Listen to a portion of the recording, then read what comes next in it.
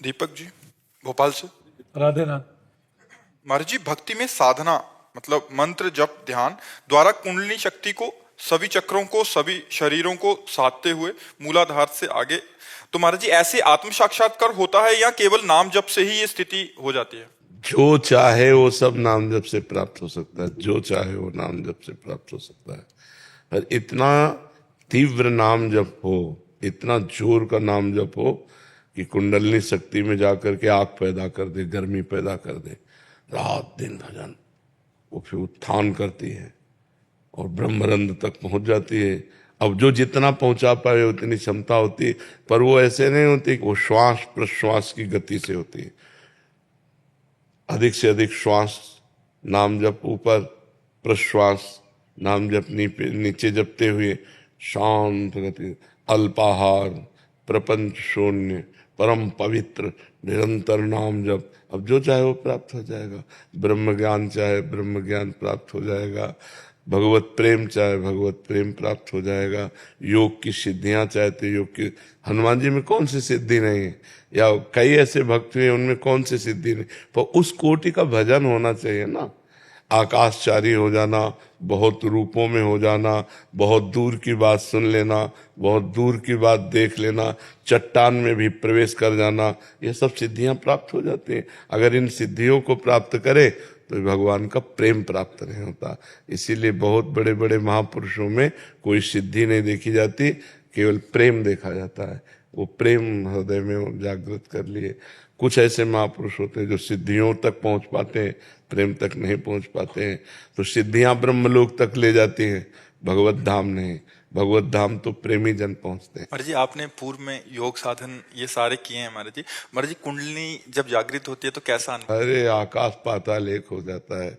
मतलब पूरे शरीर की नस नाड़ियां झंझकृत हो जाती हैं।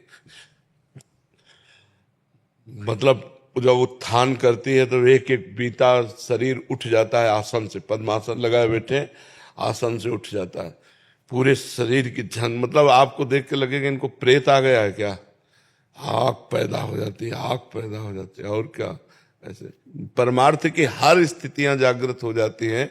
जब भगवान में चित्त जोड़ दे तो भगवान सर्वात्मा है, तो सब कुछ ज्ञान हो जाता है। तो महाराज जी, अभी इसकी प्रेम मार्ग में इसकी नहीं, ये सब समाप्त कर दी जाती है। मतलब उसका अनुभव भी वो, क्योंकि एक ही बिल्कुल बिल्कुल सब समाप्त करके बिल्कुल अबोध बालक की तरह तब भगवान से प्रेम होता है।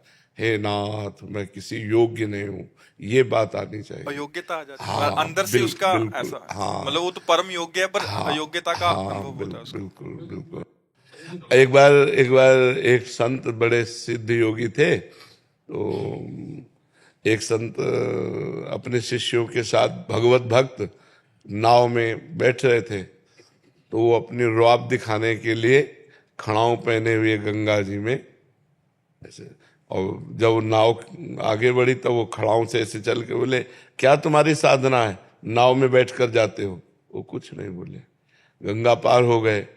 गंगा पार होकर केवट से कहा, कितने रुपए। उनका 2 रुपए। 2 रुपए निकाले। अब उत्तर दिया। उन्होंने कहा, 2 रुपये में हमने गंगा पार किया, और तूने सारी अपनी तपस्या नष्ट कर दी।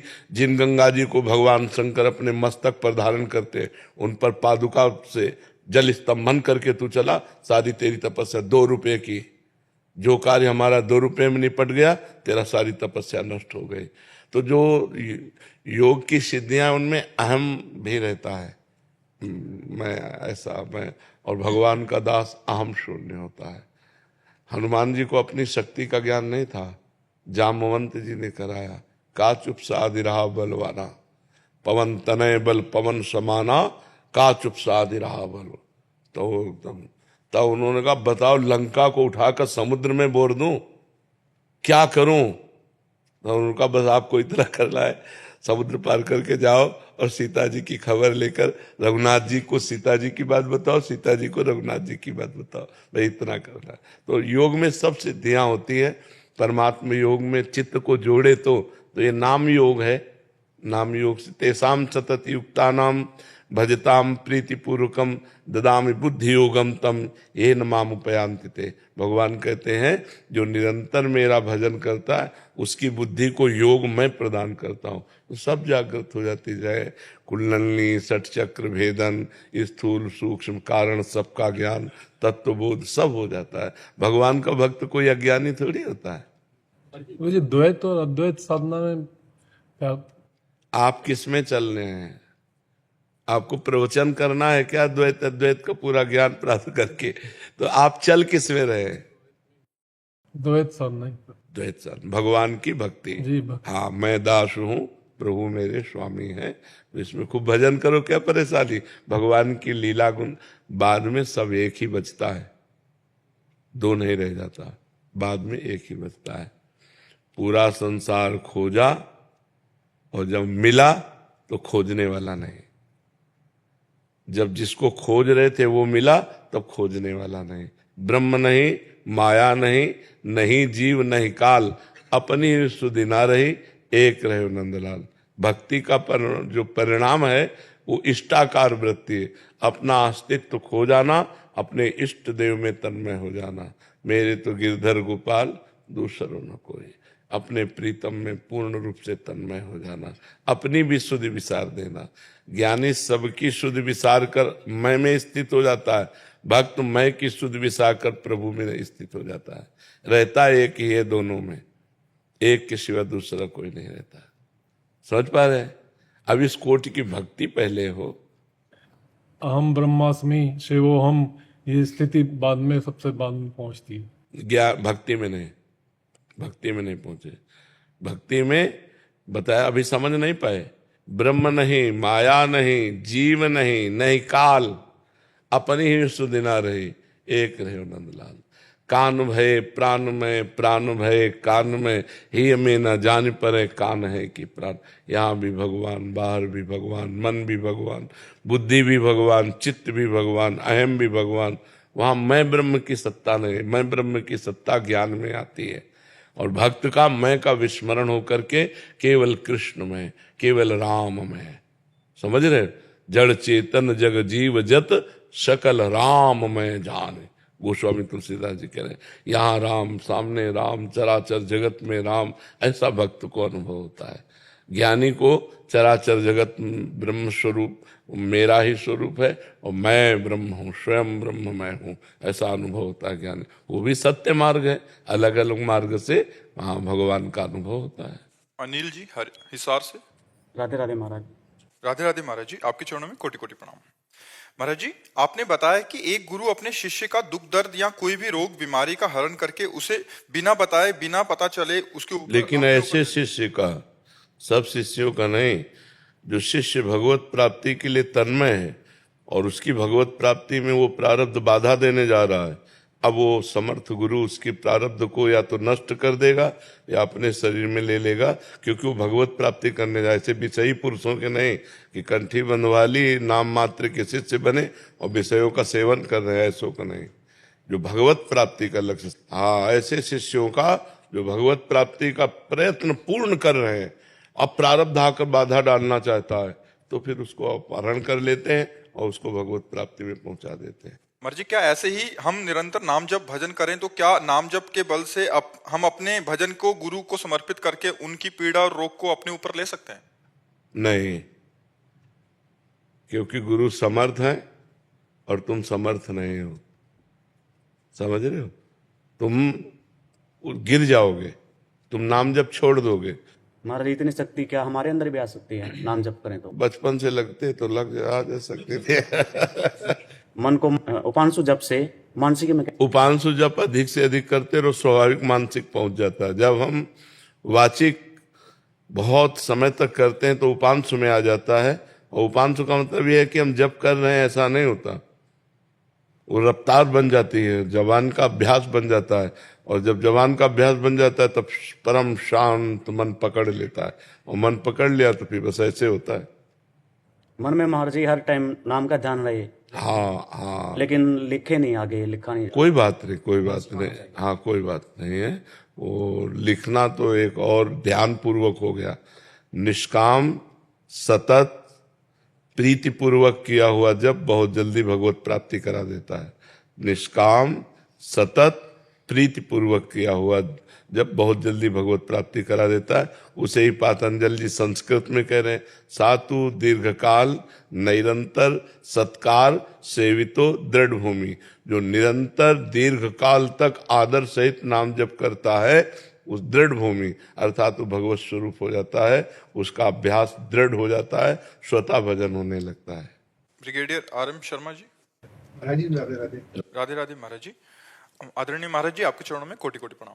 महाराज जी, आपके प्रवचन से बहुत लोगों की जिम्मेदारियां प्रभावित हो रही हैं, उससे समाज का भला होता है। महाराज जी, मैं आर्मी में हूं और मैं ये जानना चाहता हूं कि मेरी पोस्टिंग का मथुरा में होना और वृंदावन से जुड़ना भी एक मेरा सुयोग्य था, या इसके अलावा मेरी ट्रांसफरेबल जॉब है, यहाँ से परिवर्तित होकर कहीं अन्य जाना पड़ता है। तो महाराज जी, हम वृंदावन आपसे कैसे जुड़े रह सकते हैं? मोबाइल से जुड़े रह सकते हैं, चित्त से जुड़े रह सकते हैं, क्योंकि आपकी सर्विस ऐसी कभी भी कहीं भी ट्रांसफर हो सकता है। तो मोबाइल से सत्संग सुन सकते हैं और चित्त से उसका आचरण, चित्त से चिंतन करते हुए उसका आचरण, तो लाखों कोष दूर होते हुए भी आप हमारे नजदीक बने रहेंगे। और हमारी बात ना मानी जाए, हमारी बात का आदर ना किया जाए, तो हमारे समीप रहते हुए भी लाखों कोष दूर है, और लाखों कोष दूर रहता हुआ भी हमारी बात का आदर करे, हमारी बात के अनुसार चले, भगवान का चिंतन करे, तो नजदीक ही माना जाएगा। जिसका चित्त जहाँ होता है वहाँ उसकी उपस्थिति मानी जाती है। शास्त्र के अनुसार शरीर की उपस्थिति उपस्थिति नहीं है, चित्त की उपस्थिति उपस्थिति है।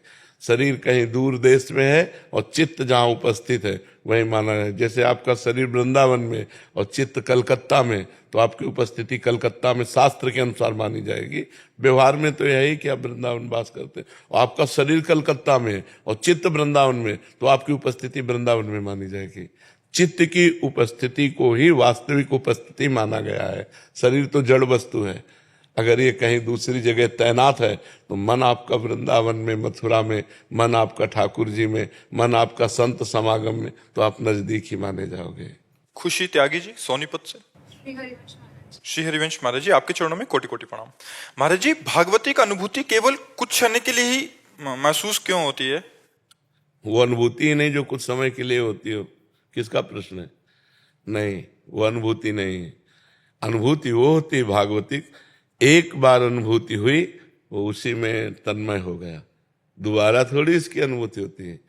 जैसे एक बार श्री कृष्ण का दर्शन हुआ तो पी मूर्ति नयनन बसे तेहि रस रहाय समाय, ये लक्षण सुनि प्रेम के अब और न कछु सुहाय, और न कछु सुहाय फिरे अपने मदमातो, कुटुम देह ते जाए छूटी सब ही विधि नातो, जहाँ जहाँ पी की बात सुने खोजत तिन गैनन, हित ध्रुव छिन छिन ले प्रेम जल भरी भरी नयनन, रूप छके घूमत रहे। अब वो रूप थोड़ी हट जाएगा, एक बार दर्शन किया, वो वर्तमान में हर समय बने रहते हैं नेत्रों के सामने, हर समय हृदय में छाए रहते हैं। भागवती की अनुभूति ऐसी थोड़ी कभी हुई थी, नहीं, ऐसा नहीं है, अभी अनुभूति हुई ही नहीं। जब अनुभूति होगी तो ब्रह्मानुभूति, भगवदानुभूति, ये ऐसी थोड़ी अनुभूति है कि परसों हुई थी। वैसे एक बार हो गई तो खत्म खेल, तुम्हारा मन बुद्धि चित्त हम सब उसका गुलाम हो जाएगा, उस आनंद का दूसरा कोई अस्तित्व नहीं रहेगा। जैसे पारस के स्पर्श से निकृष्ट लोहा स्वर्ण हो जाता है, ऐसे भगवत अनुभूति से प्राकृतिक मन बुद्धि चित्त ये सब ब्रह्माकार हो जाते हैं, भगवदाकार हो जाते हैं। फिर अनुभूति का मतलब क्या कि वो छोटी छोटी अनुभूतियां होती रहे। ये अनुभूतियां ऐसे ही गुणों के अनुसार होती हैं। देखो, अपने अंदर जो अभी आनंद आता है वो आनंद कोश से आता है। 5 कोश हैं, विज्ञान में कोश, मनोमय कोश, अन्नमय कोश, आनंदमय कोश, ऐसे 5 कोश हैं। इन कोशों से आनंद आ रहा है। अभी परमात्मानंद की अनुभूति थोड़ी हुई, परमात्मानंद की जो अनुभूति होगी वो कभी हटने वाली नहीं। छिने घटे छिन बढ़े सो तो प्रेम न होए, अघट प्रेम पिंजर बसे प्रीति कहावे। तो थोड़ी देर भगवदानंद, फिर विषयानंद। वो कोई भगवदानंद था, वो सतोगुण का आनंद था। अब रजोगुण आ गया, भोगानंद आ गया। जो गुणातीत होता है वो भगवदानंद होता है, और जो भगवदानंद होता है वो निरंतर होता है, वो निरंतर बढ़ता रहता है। प्रतिक्षण वर्धमानम, वो कभी कम नहीं होता। एक बार अनुभूति हो जाने के बाद जीवन मुक्त हो जाता है, उसे बार बार अनुभूतियों की जरूरत नहीं होती। हाँ, उन्हीं लीला की विभिन्न अनुभूतियां होती, लेकिन एक बार परमात्मा अनुभूति होने के बाद उसका जन्म और मरण ये सब मिट जाता है, कर्म बंधन नष्ट हो जाते हैं, जड़ चेतन ग्रंथि का भेदन हो जाता है। ऐसा थोड़ी भगवदानंद का अनुभव होता है कि कल हुआ था अब आज नहीं है। ये तो साधन की बात है कि कल भजन में आनंद आ रहा था आज नहीं आ रहा, कल हमारे अच्छे अच्छे स्वप्न आ रहे थे आज नहीं आ रहे। तो ये सब गुण के अंतर्गत है ना, गुणातीत है भगवदानंद। जो सतोगुण रजोगुण तमोगुण जागृत स्वप्न सुषुप्ति तीनों से परे है, वो तुरीय तत्व परमात्मा आनंद है। पर जो ये आनंद सतत बना रहे इसके लिए क्या करें? नाम जप करो, सतत साधन परायण रहो, पवित्र भोजन पाओ, पवित्र आचरण करो, अधिक से अधिक उसी भजन का संग्रह करो, तो फिर एकदम जब वो अनुभूति हो जाएगी तो फिर वो सतत बना रहेगा। अनुभूति हो जाने का मतलब सिद्ध पुरुष हो जाना। सिद्ध पुरुष का मतलब हो जाना वो कुछ कर नहीं रहा, उसकी भगवता अनुभूति निरंतर छाई रहती है। साधक को करना होता है और सिद्ध का होता है भगवदानंद। महाराज जी, जैसे आपसे गुरुमुख से जो भी सुनते हैं हम, प्रवचन हुआ, लीला कथा, इसमें गाढ़ आसक्ति हो जाती है, मतलब सुने बिना रहा नहीं जाता। सुबह से लेकर शाम तक सुनते हैं, ये भी भजन में ही आएगा? हाँ बिल्कुल, हाँ बिल्कुल। श्रवणम ये भजन है ना, पहली भक्ति है श्रवणम, फिर दूसरी कीर्तनम, फिर स्मरणम, फिर पाद सेवनम, फिर अर्चनम, बंदनम, दास्यम, सख्य आत्मनिवेदनम। तो श्रवणम भक्ति हुई ना, भगवान की अधिक से अधिक चर्चा सुनना, ये भगवान की भक्ति का प्रधान साधन है। ज्ञान का भी साधन है, अधिक से अधिक श्रवण करने से ज्ञान की भी प्राप्ति होती है, पक्का भजन है। बिल्कुल, इसी से प्रेम प्राप्त होता है। जितना हम भगवत चर्चा सुनते हैं उतना ही भगवान से हमारी रति होती है। वीना जी पलवल से, राधे राधे महाराज जी, आपके चरणों में कोटि कोटि प्रणाम। गुरुदेव भगवान, जब गुरु मंत्र की माला होती है उसके बाद कभी कभी ऐसी स्थिति होती है कि 1-2 घंटे तक मौन रहकर मंत्र या नाम जप चलाने का मन ही होता है। महाराज जी, सेवा के पद या आरती गाने का भी मन नहीं होता है। ऐसी स्थिति में महाराज जी मार्गदर्शन करें, मौन रहकर सेवा कर सकते हैं? हाँ बिल्कुल कर सकते हैं। जो पद गायन का स्वरूप है वही मंत्र है। जो मंत्र है उसी से सब पद प्रकट हुए हैं। जो पद का मूल है वो मंत्र है। तो जो गुरु मंत्र मिला हुआ है, यदि हम गुरु मंत्र जपते हुए भगवान की आरती करते हैं, भगवान की पूजा सेवा करते हैं, तो वो पूर्ण मानी जाती है। ऐसा नहीं है कि हमारा मन मंत्र में डूब रहा है तो हम मंत्र छोड़ करके पद गायन करें, ऐसा नहीं है।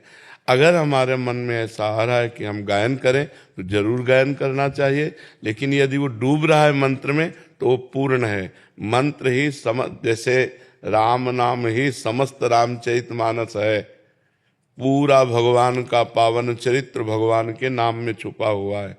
जैसे प्रणों में चारों वेद छुपे हुए हैं, ऐसे ही गुरु मंत्र में इष्ट का पूरा विलास छुपा हुआ है। यदि हम गुरु मंत्र का जाप करते हुए आरती कर रहे हैं, भोग लगा रहे हैं, स्नान करवा रहे हैं, तो हम अगर पद नहीं गा रहे हैं तो भी हमारी सेवा पूर्ण मानी जाएगी। और ये तो बड़ा सौभाग्य का विषय है कि माला जपने के बाद आपका मन उसी मंत्र में लगा हुआ है। सही माला जपने का फल तो यही हुआ कि बिना माला के, बिना किसी यंत्र और बाहरी व्यवहार के हमारा मन जपने लगे, मन प्रभु का सुमिरन करने लगे, तो बहुत अच्छी बात है। भाग्यश्री जी जोधपुर से, श्री हरिवंश महाराज जी।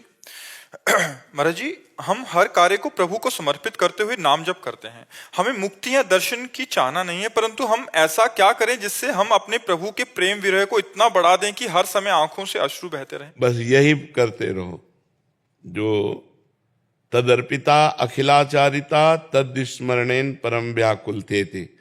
अपने हर आचरण प्रभु के अनुकूल करके प्रभु को अर्पित कर दे। तदर्पिता, तद माने भगवान, तद माने इष्ट देव। इष्ट देव के अनुकूल आचरण होने चाहिए।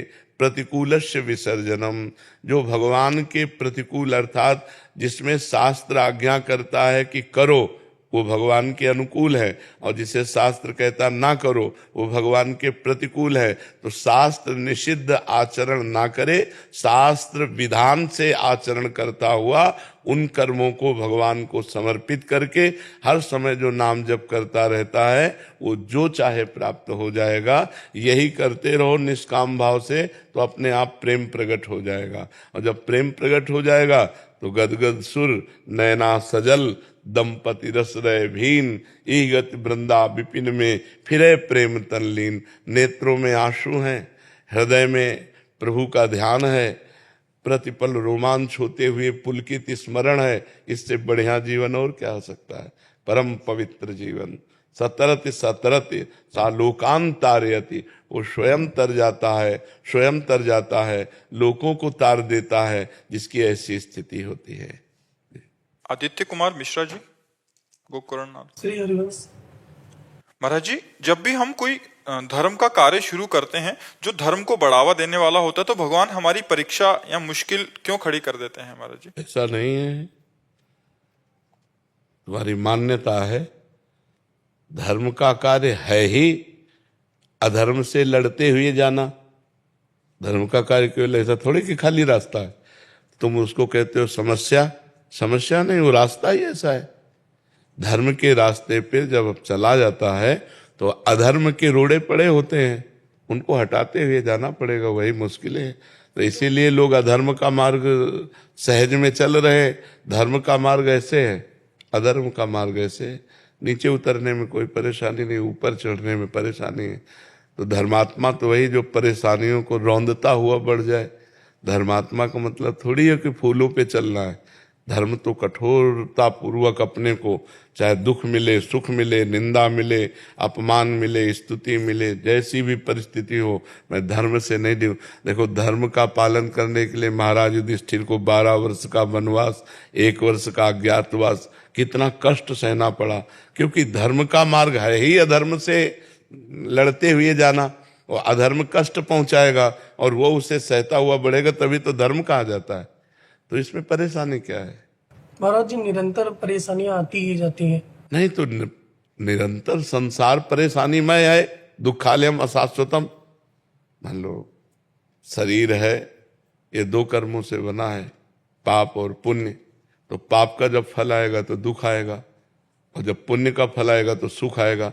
ऐसा कोई कह ही नहीं सकता कि निरंतर मुझे दुख रहता है, ऐसा कोई नहीं। रहता है समस्याएं, जैसे जो तो समस्याओं से लड़ना ही तो धर्म है, और किसे धर्म कहते हैं? लड़ तो रहे हैं। तो फिर परेशान मत हो, ये कमजोरी है आपकी। आपके अंदर उत्साह आना चाहिए। नहीं, हार तो नहीं मानता। ना हार मानना है और ना निराश होना है। निराश भी नहीं होना, उसके विषय में संशय भी नहीं करना। देखो, अगर धर्म का मार्ग सहज होता तो सब लोग चल देते ना। जो भगवान का मार्ग है, जो धर्म का मार्ग है, वो सहज नहीं है। अधर्म का त्याग करने पर ही हम धर्म से चल सकते हैं, और सहज में हमारी प्रवृत्तियां अधर्म में लगी रही हैं।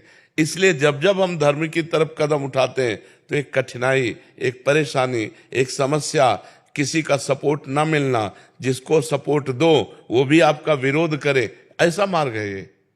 इसीलिए लोग हार जाते हैं कि यार कम से कम हम आपका हित कर रहे हैं, आपका मंगल कर रहे हैं, तो आप हमारा बुरा तो न करो।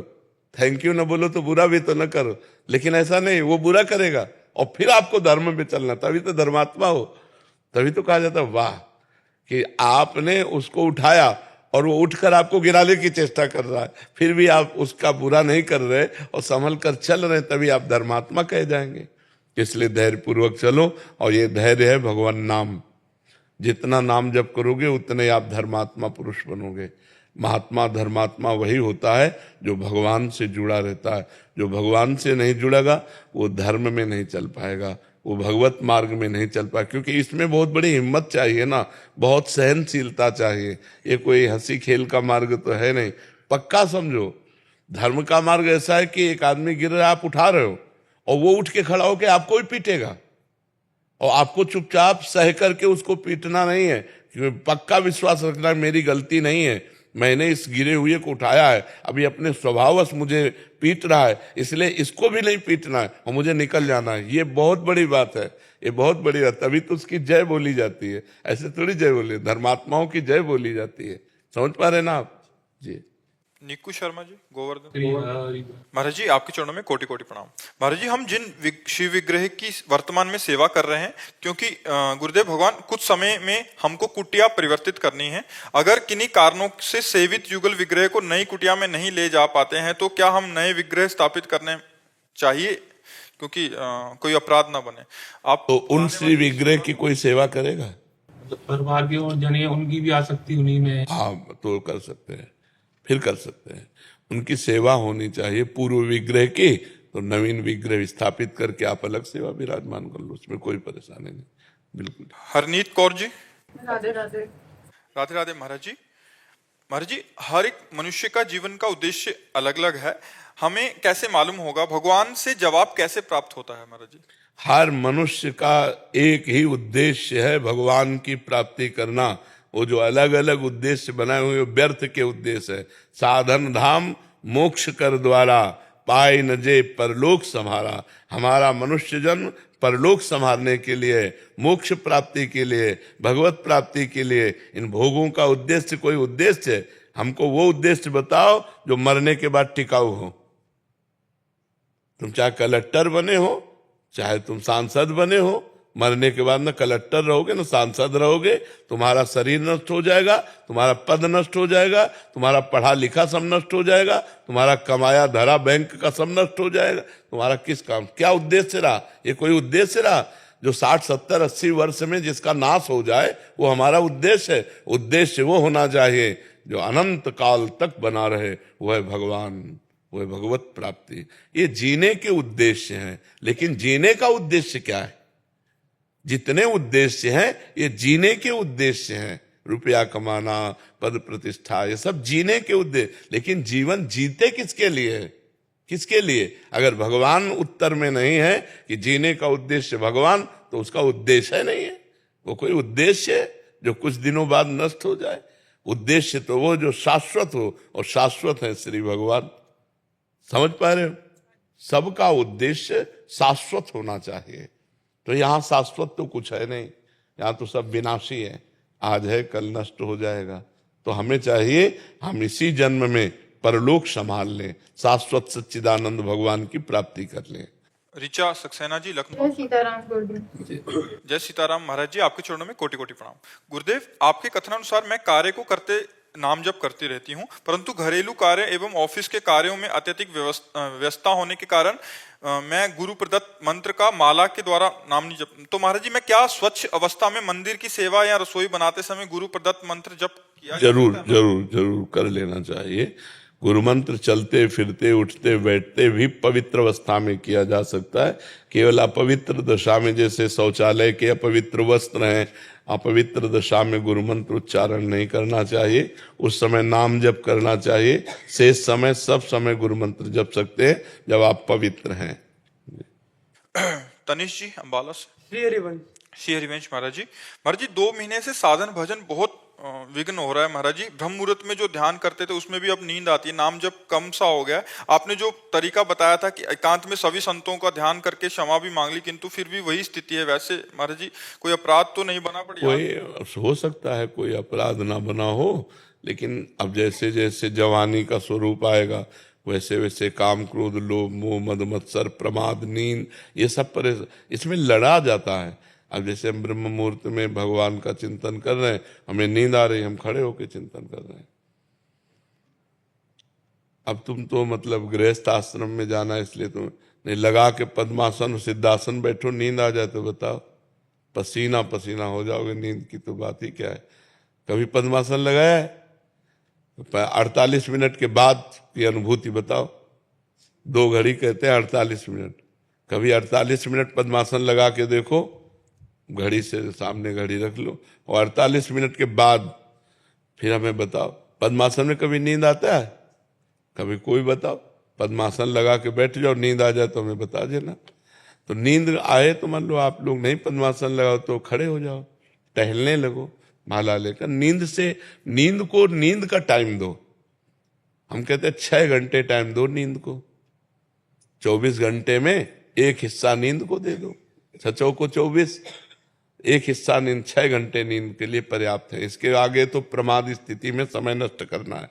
और 6 घंटे में जो नींद आई, इसके बाद हम नींद को समय नहीं देंगे। ठंडा पानी से मुंह धोएंगे, हम टहल लेंगे, हम खड़े हो जाएंगे, लेकिन भजन के समय नींद को समय नहीं देंगे। और भजन किया जाता है, होता सिद्धों का है। अब जैसे भजन नहीं होता, ऐसा कैसे है? मान लो भजन नहीं होता, अब बोलो राम राम, तो हो रहा है कि नहीं हो रहा? अब हम कहते हैं हमारा भजन अंतर से हो, वो सिद्ध पुरुषों का होता है। अभी हमको जबान से करना है। नाम जी है जप जागे जोगी, समझ रहे हो ना? नाम जी है जप जागे जोगी, राम नाम मणिदीप धरि, जी है देहरी द्वार, तुलसी भीतर बाहरो, जो चाह सूझियार। जबान से जपो, खूब भजन होने लगेगा। ठीक है?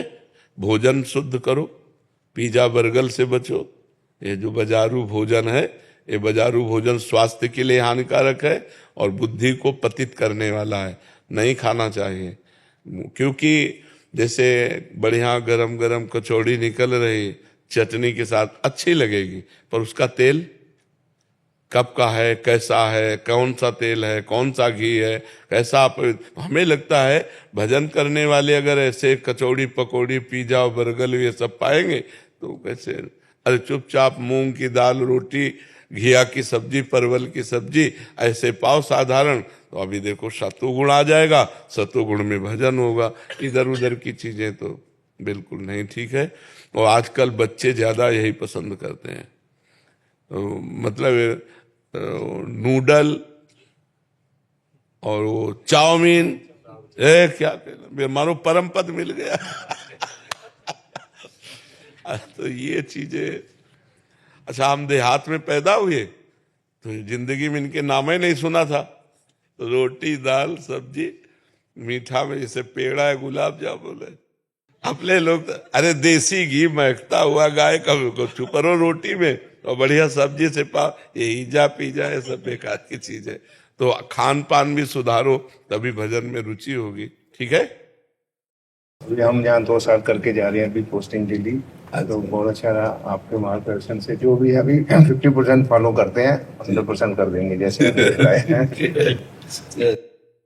और आपकी सबसे बड़ी जो राष्ट्र सेवा है ना, ये भी महान भक्ति है। अधिक से अधिक हमारे जो राष्ट्र की सुरक्षा व्यवस्था में आपका योगदान है, ये भगवान की ही सेवा है। जो बने हो नाम सुमिरन करो, जैसी भी परिस्थिति में रहे, पर राष्ट्र के लिए जो प्राण बलिदान करने की भावना है ना, ये बहुत बड़ी सेवा है भगवान की। ये हमारे जवान इस बात को जाने कि वो अपने को ये न समझे कि हम एक ड्यूटी कर रहे हैं मात्र, नहीं, आपका एक बहुत बड़ा योगदान राष्ट्र, और राष्ट्र भगवान का स्वरूप है। जब राष्ट्र की बात आती है तो भगवान ने अर्जुन को संन्यास लेने से रोक दिया और राष्ट्र सुरक्षा के लिए युद्ध का आदेश किया। तो आप हर समय उसी राष्ट्र सेवा में हैं, तो आपकी प्रधान भक्ति तो राष्ट्र सेवा है। और राष्ट्र सेवा के साथ साथ ये जो आध्यात्मिक जीवन है, ये राष्ट्र सेवा से निवृत्त होने पर भी आपको परम आनंद प्रदान करेगा, और इस शरीर से निवृत्त होने पर भी ये आपकी आध्यात्मिक उन्नति जो है आगे जा करके या भगवत प्राप्ति करा देगी, या बहुत से बहुत एक जन्म और होगा, क्योंकि इस जन्म स्टॉक होता चला जा रहा है। इसलिए खूब प्रसन्न मन से रहो, ये बहुत बड़ा कार्य आपका है। हम भारत के सैनिकों को प्रणाम करते हैं और उनको सम्मान करते हैं। जहां हमें भारतीय वर्दी, तो उसका सम्मान कर, क्योंकि वो एक संत की तरह अपने परिवार से दूर रह करके अपने बच्चों, मान लो छुट्टी में आया है, अब छोटा सा बच्चा उसका अंगुली पकड़ के कह रहा पापा आप कब आओगे, उस स्थिति से निपटना कितना कठिन होता है। जब वो प्यार की स्थिति होती है, अब वो लौट के आएगा कि नहीं आएगा ये वादा नहीं कर सकता, क्योंकि राष्ट्र के लिए प्राण समर्पित है। तो इसलिए विशेष आदर करते हैं, आप विशेष गौरव का विषय हो। हाँ, खूब आनंद पूर्वक रहो, स्वस्थ रहो और प्रसन्न रहो। अखिलेंद्र कृष्ण जी दिल्ली से। राधे राधे श्री हंस। श्री हरिवंश महाराज जी। महाराज जी आपके चरणों में कोटि कोटि प्रणाम। महाराज जी मैं DRDO में वैज्ञानिक के पद पर कार्यरत हूँ और राधा रानी की कृपा बहुत है मुझ पे। महाराज जी काम क्रोध लोभ मोह मद और मत्सर ये सभी भगवत प्राप्ति में मनुष्य के लिए सबसे बड़े शत्रु हैं। महाराज जी मैं कोशिश करता हूँ इन सभी का प्रभाव मुझ पर ना पड़े, लेकिन कुछ दिन तक इनका प्रभाव नहीं पड़ता, पर ये सभी अपना प्रभाव अवश्य दिखाते रहते हैं। हाँ देखो, गलत कार्य भी इनका प्रभाव कहाँ पड़ता है? आप पे तो कभी पड़ता ही नहीं, आप पे कभी नहीं पड़ सकता। आपका जो स्वरूप है आत्म स्वरूप, वो निर्विकार है, उसमें पढ़ ही नहीं सकता। ये प्रवेश ही नहीं कर सकते। इनका प्रवेश होता है अंतःकरण में, मन, बुद्धि, चित्त और अहम। अहम जिससे आप अपने को भूलकर पुरुष माने हुए हैं, अहम जिसमें आपको देहाभिमान है, मैं पुरुष हूं। तो इस मैं में यहां सारे विकार रहते हैं। मैं शरीर हूं तो भोगों की तरफ नाना प्रकार, और भोग चाहिए तो अर्थ चाहिए, और अर्थ लोलुप काम लोलुप वृत्ति हम अपने ऊपर आरोप कर लिए, यद्यपि मेरे ऊपर नहीं है, अंतःकरण पर है। पर अंतःकरण में इतनी प्रियता है कि हम अंतःकरण की हर बात को मैं में मानते हैं। जैसे मन नेत्र के साथ रूप देखना चाहता है, तो हम क्या कहते हैं, मुझे रूप देखना है, गड़बड़ हो गया। जबकि मन नेत्रेंद्रिय के साथ, मन ज्ञानेंद्रिय नेत्रेंद्रिय उसके साथ मिलकर, और हम उसके साक्षी हैं, हम रोकना चाहें उसे रोक ले, पर रोकने की बात ही नहीं आती। हमें लगता है मैं ही देखना चाहता हूं, तो बस इसलिए चला जाता हूं। जब तक देहाभिमान गलित नहीं होगा तब तक इन विकारों का प्रभाव आता रहेगा। देहाभिमान गलित होने के लिए खूब नाम जप करो, सत्संग सुनो, धीरे धीरे जब ज्ञान प्रकट होगा तो देहाभिमान, आप शरीर तो है नहीं प्यारे, पक्की बात समझो, 100 में 100% आप शरीर नहीं है। शरीर को आपने अपना मैं स्वीकार किया है। थोड़ा ज्ञान होने पर लगता है शरीर मेरा, जब शुद्ध ज्ञान होता है तो बिल्कुल ही ऐसे है जैसे आप गाड़ी पे बैठे हैं, आप अलग हैं, गाड़ी अलग है, आप अलग हैं, गाड़ी अलग है। ऐसे मनुष्य शरीर रूपी गाड़ी परमार्थ की यात्रा के लिए भगवान ने आपको दी है। हम गाड़ी को गाड़ी न मानकर मैं ही मान लिए, तभी हम कंट्रोल नहीं कर पा रहे। जो देखना, सुनना, भोगना, छूना, वो सब मैं में आ रहा है कि मैं देखूं, मैंने भोगा, मैंने किया, मैं। तो अहंकार विमूढ़ आत्मा करता हमिति मन्यते, अहंकारी मूढ़ता को प्राप्त हुआ पुरुष ऐसा मानता है, इसलिए इन पर विजय प्राप्त नहीं कर पाता। इसके लिए हमको भगवान नाम जप, शास्त्र स्वाध्याय, सत्संग, तब हमारी समझ में आएगा। नहीं तो ये जब तक मैं पुरुष हूं तब तक इनका आक्रमण बनता रहेगा। जब तक मैं पुरुष स्त्री आदि भावना है तब तक उसी भावना में इनका आक्रमण होता है। आपका ये भाव भूल जाए कि मैं पुरुष हूं, मैं आत्म तत्व हूं, मैं ब्रह्म हूं, या मैं भगवान का दास हूं, इनका अस्तित्व नहीं पड़ेगा। तो वो थोड़ी देर ना आना भी एक भ्रम जैसा समझो। जिसको लगता है कि जैसे थोड़ी देर नहीं आया लेकिन फिर आ गया, वो एक भ्रम जैसा वो रहते हैं। महाराज जी 2-3 महीने तक तो ठीक रहता हूँ मैं, उसके बाद फिर दिखाना। हाँ देखो ना, अभी गलती हुई ना, 2-3 महीने मैं ठीक रहता हूं। ये मैं कौन बोल रहा है? शरीर उधारी। अपने को आप देख रहे ना, जब तक ये रहेगा तब तक इसमें आते रहेंगे। जब ये हो जाएगा कि मेरे में तो कभी ना था, ना है, ना रहेगा, ये अंतःकरण में आता। अब चूंकि ये ज्ञान का विषय है ना, अब काम क्रोध पर विजय प्राप्त करना कोई छोटी मोटी बात है। जहां से विज्ञान समाप्त होता है वहां से अध्यात्म शुरू होता है। जो भौतिक विज्ञान है, जहां ये समाप्त होता है वहां से अध्यात्म शुरू होता है। ये अंदर का विषय है। आज तक विज्ञान में कोई ऐसे यंत्र नहीं बन पाया जिसने मन को पकड़ा हो। अध्यात्म में शुरुआत इसी से होती है, शुरुआत होती है। आज तक कोई यंत्र नहीं बना जो हमारी बुद्धि को दिखा दे, देखो ये बुद्धि चल रही। अल्ट्रासाउंड, सिटी स्कैन, कुछ भी आज तक है कोई यंत्र? अंतःकरण तक नहीं पहुंच पाया कोई यंत्र। हमारा अध्यात्म अंतःकरण के आगे कारण शरीर, कारण शरीर के आगे मैं तत्व, तत्व से बात करता है। अध्यात्म की जो पूर्णता है वो तत्व में है। इसलिए खूब नाम जप करो, सत्संग सुनो, धीरे धीरे अध्यात्म ज्ञान होगा, तब ये क्षीण हो जाएगा। धन्यवाद, धन्यवाद, धन्यवाद, धन्यवाद। समस्त जैन संघ की तरफ से आपकी अंतरात्मा को, सिद्धात्मा को, पूर्णात्मा को वंदन, प्रणाम। सब संतों तो आपका वात्सल्य पूरे विश्व के अंदर फैला हुआ है। अभिनंदन, बहुत अभिनंदन, बहुत अभिनंदन। आप सब संतों की कृपा से। संत कृपा है, भगवंत कृपा है, संत भगवंत कृपा से सर्व मंगल है। सर्व मंगल वही भगवान। आप कर रहे हैं। आप चरितार्थ कर रहे हैं। युगों युगों तक आपका कार्य, आपकी भावना सफल होती रहेगी, ऐसी शुभकामना। धन्यवाद।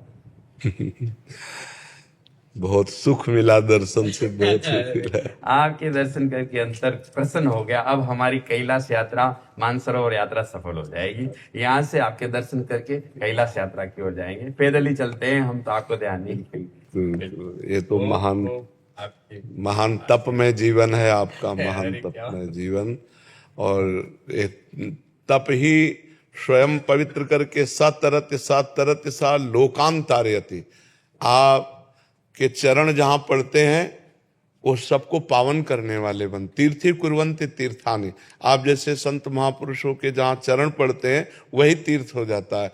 आप तीर्थों को तीर्थत्व प्रदान करने के लिए भ्रमण करते हैं, ना कि अपने को पावन करने के लिए। आप अपनी पावनता से, जब भगीरथ जी गंगा जी को प्रसन्न किए भूतल पर लाने के लिए, तो उन्होंने दो बात कही कि मैं ब्रह्मलोक से जब नीचे गिरूंगी तो मुझे रोकेगा कौन, और जब मैं भूतल पर जाऊंगी पापी लोग मेरा स्पर्श करेंगे तो मैं कैसे पवित्र होंगी। तो पहले प्रश्न का निवारण देवाधिदेव महादेव भगवान शंकर ने किया कि जब अपनी जटाओं में गंगा जी को रोका, और दूसरे प्रश्न का निवारण कहा जो साधवा शांता समदर्शिना, ऐसे जब संत तुम्हारे में चरण रखेंगे तो हे गंगा तुम पावन हो जाओगी।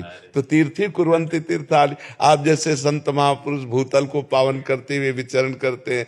आजकल तो बहुत ऐसे दुर्लभ संत हैं जो चरणों से चढ़ करके भूमि को पावन कर रहे हैं। बहुत तप तो यहाँ बैठे बैठे सबको पावन पूरा विश्व पावन हो रहा है आपकी शुभ भावना से, शुभ हो रहा से। खूब खूब अभिनंदन, शुक्रिया। कुछ श्वेत वस्त्र सेवा में अर्पित करें तो स्वीकार करें? बिल्कुल करेंगे।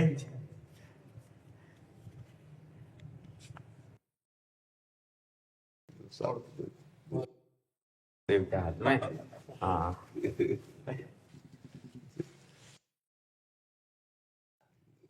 बस बस बस एक एक मूर्ति। अरे सर, भैया खड़ा करो। अरे बस आप कहाँ जा प्रभु, आप क्या कर रहे हैं? अरे नहीं नहीं नहीं, हमें बड़ा ऐसे ऐसे नहीं नहीं, बड़ा ऐसे थोड़ी। दर्शन, अरे मूर्ति संतों के दर्शन। हो,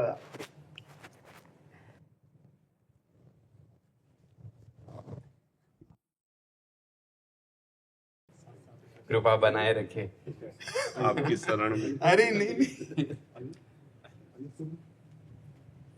बाबा एक गोपी भाव मेरे अंदर आ रहा है आप देख के। मैं एक बात कहना चाहूँ, नैनन के आगे नित नाचत गोपाल रहे, ख्याल रहे सोई जो अनन्य रस वारे हैं, कहे रत्ना कर सुभावन भरिए रहे, जाके चाव भाव भरे उर में अखारे हैं। ब्रह्म हूँ भई पे नारी, ऐसी ये बनी जो रहे, तो सह शीस सब बैन जो तिहारे हैं। उद्धव जी तो कह रही हैं सखी, तो सह शीस सब बैन जो तिहारे हैं। यह अभिमान तो गवई है ना गए हूँ प्राण, हम उनकी हैं श्याम सुंदर हमारे, हम उनकी हैं वह प्रीतम हमारे हैं। आपके द्वारा जीवों का कल्याण हो रहा है। आप सब संतों का बल एकत्रित हुआ नहीं तो हमारा बल तो किडनी फेल है। हमारा बल क्या है? शक्ति देने वाले कोई और है। हाँ, बस वो महारानी जी की नजर हो गई, उन्हीं का खेल है। बिना उनकी कृपा कोई संभव ही नहीं, वही सब उनकी कृपा। अपने को परिवर्तन नहीं किया जा सकता, फिर दूसरे का परिवर्तन वही सब करा रहे हैं। मेरे बल सी वृंदावन रानी, जाहि निरंतर सेवत मोहन बन विनोद सुखदानी, जिनकी चरण कृपा ते पाई कुंज केली रस सानी, जैसे रूप लाल हित हाथ बिकानी, निधि पाई मन मानी, मेरे बल सी वृंदावन रानी। बहुत सुख मिला, दर्शन दे गए आप। मेरी बहुत दिन से इच्छा थी। बहुत बहुत कृपा, बहुत कृपा।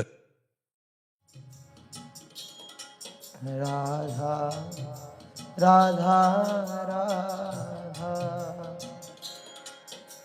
राधा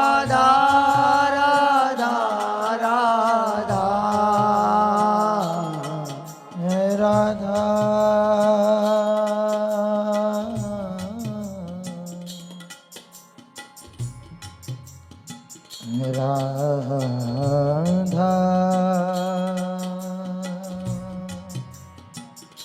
राधा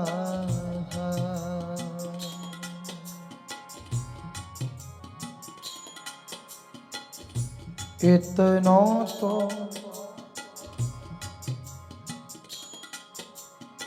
कबहू हसीने हो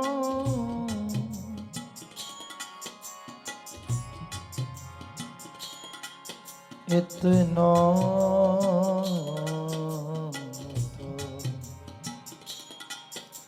कबहू हसीने हो सुनहु कृपालु किशोरी राधे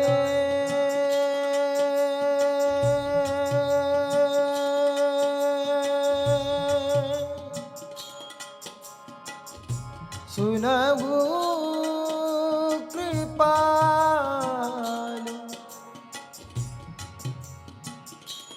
किशोरी राधे राधे राधे राधे राधे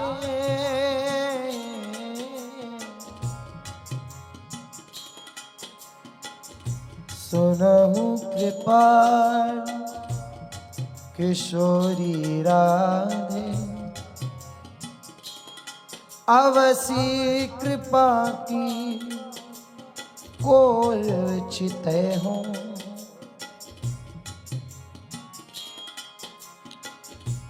इतना तो